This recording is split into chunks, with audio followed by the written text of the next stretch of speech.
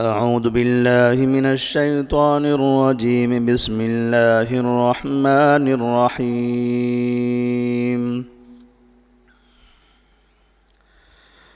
يا أيها الذين آمنوا لا تقولوا راعنا وقولوا انظرنا واسمعوا وللكافرين عذاب أليم. ما يود الذين كفروا من أهل الكتاب ولا المشركين أن ينزل عليكم من خير من ربكم والله يختص برحمته من يشاء والله ذو الفضل العظيم. ما ننسخ من آية أو ننسها نأت بخير منها أو مثلها. ألم تعلم أن الله على كل شيء قدير. ألم تعلم أن الله له ملك السماوات والأرض وما لكم من دون الله من ولي ولا نصير.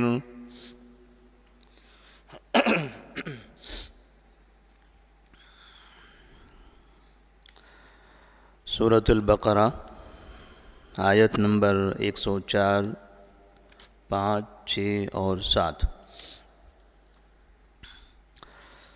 اللہ تبارک و تعالی نے آیت نمبر 104 میں مومنین سے خطاب کرتے ہوئے فرمایا ہے، یا ایھا الذین آمنوا لا تقولوا راعنا وقولوا انظرنا واسمعوا وللکافرین عذاب علیم۔ اے مومنو، تم نبی کریم صلی اللہ علیہ وسلم کو راعینا مت کہو۔ راعینا کا مطلب ہوتا ہے ہماری طرف متوجہ ہو جائیے، ہماری بات سنیے۔ جیسے کوئی شخص کسی سے سوال کرنا چاہتا ہے، کوئی بات کہنا چاہتا ہے تو درخواست کرتا ہے کہ ہماری طرف متوجہ ہو جائیے، میں آپ سے کچھ کہنا چاہتا ہوں، ہماری بات سنیے۔ وَقُولُ انظُرْنَا، بلکہ راعینا کی جگہ پر انظرنا کہیے، انظرنا ہمیں دیکھیے، واسمعوا اور ان کی بات سنیے۔ اللہ تبارک و تعالی نے نبی کریم صلی اللہ علیہ وسلم کو راعینا کہنے سے منع فرمایا، انظرنا کہنے کی ہدایت دی۔ اس کی وجہ یہ ہے کہ بعض مرتبہ ایسا ہوتا ہے کہ معاشرے میں کوئی ایسا لفظ، کوئی ایسا نام جس کو لوگ بگاڑ کر پیش کرتے ہیں، بدل دیتے ہیں، اس میں ایسی تبدیلی کر دیتے ہیں کہ وہ اچھا سا نام خراب ہو جاتا ہے۔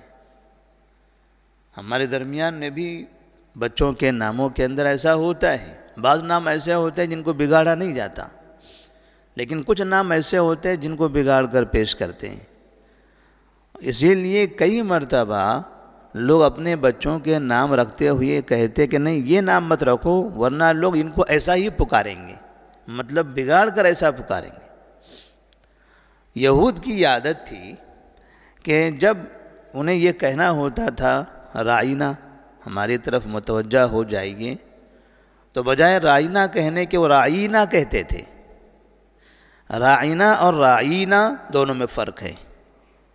راعینا کا مطلب ہوتا ہے ہماری طرف متوجہ ہو جائیے، اور راعینا کا مطلب ہوتا ہے یا کے ساتھ، اے ہمارے چرواہے، بکریوں کے چرواہے۔ راعی بکریوں کے چرواہے کو کہتے ہیں۔ تو اس طرح سے یہود راعینا لفظ میں یا کا اضافہ کر کے نبی سے خطاب کرتے تھے، جس میں نبی کی توہین ہوتی تھی، نبی کے شان میں گستاخی ہوتی تھی۔ تو اللہ تعالیٰ نے کہا اس لفظ کا استعمال ہی نہ کیا جائے۔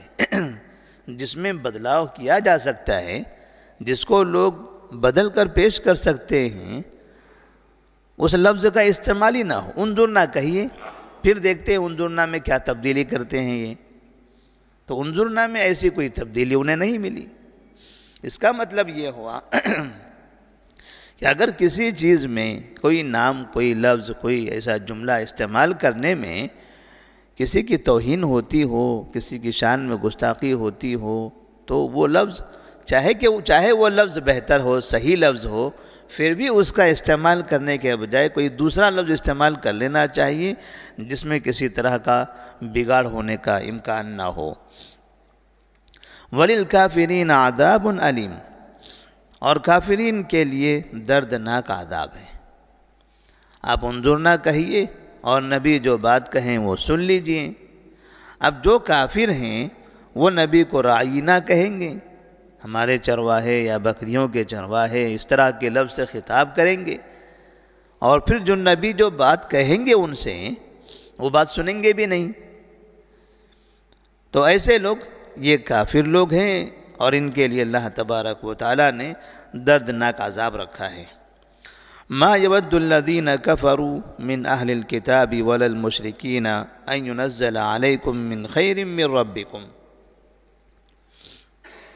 اہل کتاب اور مشرکین میں سے اہل کتاب کے کافر اور مشرکین نہیں چاہتے کہ آپ کے اوپر آپ کے رب کی جانب سے کوئی خیر نازل ہو۔ واللہ یختص برحمتہ من یشاء، حالانکہ اللہ تبارک و تعالی اپنی رحمت کے لیے جس کو چاہتا ہے اسے خاص کر دیتا ہے۔ اہل کتاب میں جو کافر ہیں، جو مشرکین ہیں، وہ کبھی نہیں چاہیں گے کہ اللہ کے بندوں پر، یعنی مسلمانوں پر، مومنوں پر، نبی پر، صحابہ پر اللہ کی جانب سے کوئی خیر نازل ہو، وہ نعمتوں میں ہوں، وہ خوشحالی میں ہوں، اچھی زندگی وہ گزار رہے ہوں، یہ دیکھ کر انہیں تکلیف ہوتی ہے، انہیں اچھا نہیں لگتا۔ تو وہ اس بات کی کوشش کرتے ہیں کہ انہیں کسی نہ کسی طرح پریشانی میں رکھا جائے، وہ خوشحالی میں ہوں، انہیں اچھا نہیں لگتا۔ جیسے ہم نے بھی دیکھا ہمارے ملک میں بعض مرتبہ مسلمان کوئی خاص تجارت کیا کرتے تھے، اس تجارت کی وجہ سے مسلمانوں میں بڑی خوشحالی تھی۔ ہمارے بعض وہ لوگ جن کو مسلمانوں کی ترقی سے نفرت ہے، انہوں نے اس تجارت کو ہی ختم کر دیا، اس بازار کے سامان کو ایسے گرا دیا کہ وہاں کے مسلمان جو ایک زمانے سے بڑے بڑے تاجر تھے وہ راستے پر آ گئے۔ تو اس طرح سے کوشش اس بات کی جاتی ہے کہ مسلمانوں کو کسی نہ کسی طرح سے کمزور کر دیا جائے، وہ کمزور رہیں۔ جب مسلمان کمزور رہیں گے، پریشان حال رہیں گے، بھیک مانگتے رہیں گے، در در بھٹکتے رہیں گے، تو یہ چیزیں انہیں خوشی دلاتی ہے، اس سے وہ خوش ہوتے ہیں۔ اگر خوشحال ہوں، ترقی کر رہے ہوں، بڑے بڑے عہدوں پر فائز ہو رہے ہوں، تو مشرکین کو، کفار کو اس سے تکلیف ہوتی ہے۔ واللہ یختص برحمتہ من یشاء، اللہ فرماتے ہیں کہ کسی کو کسی پر جلنے کی اور حسد کرنے کی ضرورت نہیں ہے۔ کوئی مالدار ہے، کوئی خوشحال ہے، تو وہ اللہ کی وجہ سے، اللہ نے اس کو اس کے لیے منتخب کیا ہے۔ کوئی کمزور ہے، کوئی غریب فقیر ہے، تو وہ اللہ کی طرف سے ہے۔ اللہ اپنی رحمت کے لیے جس کو چاہتا ہے خاص کر دیتا ہے، جس کو چاہے مالدار بنائے، جس کو چاہے خوشحال بنائے، جس کو چاہے کمزور اور غریب کر دے۔ واللہ ذو الفضل العظیم، اللہ تبارک و تعالی بڑے فضل والا ہے۔ ما ننسخ من آیت او ننسها نأتی بخیر منها او مثلها الم تعلم ان اللہ علی کل شیء قدیر، ہم جب بھی کوئی آیت منسوخ کر دیتے ہیں یا بھلا دیتے ہیں، نأتی بخیر منها او مثلها، تو ہم اس سے زیادہ بہتر آیت نازل کرتے ہیں یا اس کے جیسی آیت نازل کرتے ہیں۔ جب وحی کا سلسلہ جاری تھا، 23 سال کا جو عرصہ ہے مکہ میں اور مدینہ میں، اللہ تبارک و تعالی نبی کریم صلی اللہ علیہ وسلم پر آیتیں نازل فرماتا تھا، تو اس درمیان میں بعض مرتبہ ایسا بھی ہوا ہے کہ کوئی آیت نازل ہوئی اور چند دن کے بعد وہ آیت ختم کر دی گئی، اب وہ آیت قرآن میں نہیں ہے، اللہ تبارک و تعالیٰ نے اس آیت کو ہی ختم کر دیا۔ یا کبھی کوئی آیت اللہ تبارک و تعالیٰ نے نبی پر نازل فرمایا، نبی نے یاد بھی کیا، پڑھتے بھی رہے، چند دنوں کے بعد نبی کے سینے سے اس کو غائب کر دیا گیا، مٹا دیا گیا، بھلا دیا گیا آپ کو۔ یہ اللہ نے کیا ہے۔ اللہ تعالیٰ کہتا ہے ہم ایسا کیوں کرتے ہیں؟ بسا اوقات ہم پرانے حکم کو ختم کر کے نیا حکم لانا چاہتے ہیں۔ پہلے ایک قانون ہم نے بنایا تھا، پھر ہم نے اس قانون کو ختم کر دیا، دوسرا قانون لایا، دوسرے قانون کے لیے دوسری آیت نازل کر دی گئی۔ جیسے نبی کریم صلی اللہ علیہ وسلم ابتدا میں بیت المقدس کی طرف منہ کر کے نماز پڑھا کرتے تھے، مدینے میں آنے کے بعد بھی آپ بیت المقدس کی طرف منہ کر کے نماز پڑھ رہے ہیں۔ اللہ فرماتے ہیں قد نرى تقلب وجهك في السماء فلنولينك قبلة ترضاها فول وجهك شطر المسجد الحرام۔ ہم دیکھ رہے ہیں کہ آپ بار بار آسمان کی طرف نگاہ دوڑاتے ہو، دعائیں کرتے ہو، اے اللہ ہمارا قبلہ کعبے کو بنا دے، بیت المقدس ہمارا قبلہ ہے۔ نبی اللہ سے دعا کرتے تھے تو اللہ تبارک و تعالیٰ نے فرمایا فولی وجہ کا شطر المسجد الحرام، اب اپنا چہرہ مسجد حرام کی طرف کر دو۔ پہلے جو قبلہ تھا مسلمانوں کا اب وہ قبلہ بدل دیا گیا۔ تو اس طرح سے اللہ تبارک و تعالیٰ احکامات کو بدلتا رہتا ہے۔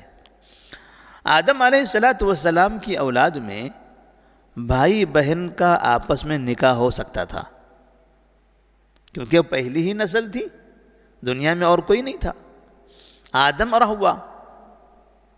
جب بھی اولاد ہوتی دو ہوتی، ایک مرتبہ پیدائش ہوتی تو ایک لڑکا ایک لڑکی، پھر دوسری مرتبہ آدم کو اولاد ہوتی تو ایک لڑکا اور ایک لڑکی، پہلے والے لڑکے سے یہ دوسرے والے لڑکی سے، اور پہلے والے لڑکی سے دوسرے لڑکے سے، اس طرح سے ان کا نکاح ہو جاتا۔ یہ جو پہلے میں دو لڑکا اور لڑکی پیدا ہوئے تھے وہ، اور بعد میں جو لڑکا لڑکی پیدا ہوئے یہ دو، یہ سب تو آپس میں بھائی بہنیں ہی ہوئے، ایک ہی پیٹ سے پیدا ہونے وقفے سے، مگر سگے بھائی بہن ہوئے۔ تو انہیں کے درمیان نکاح ہوا کرتا تھا، تو سگے بھائی بہن کا یہ نکاح بعد میں ختم کر دیا گیا، اب وہ سلسلہ نہیں ہے۔ تو اللہ کا ایک نظام تھا، وہ نظام ابتدا میں تھا، اب وہ نظام ختم ہو گیا، ختم کر دیا گیا۔ اسی طرح سے ایسے کئی مسائل ہیں کہ جس میں اللہ تبارک و تعالیٰ نے کہیں آیت کو ختم کر دیا ہے، حکم کو باقی رکھا ہے۔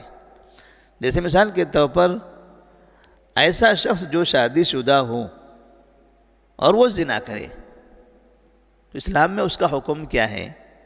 اسلام میں اس کا حکم یہ ہے کہ اس کو پتھروں سے سنسار کر دیا جائے، لیکن قرآن کے اندر یہ آیت نہیں ہے۔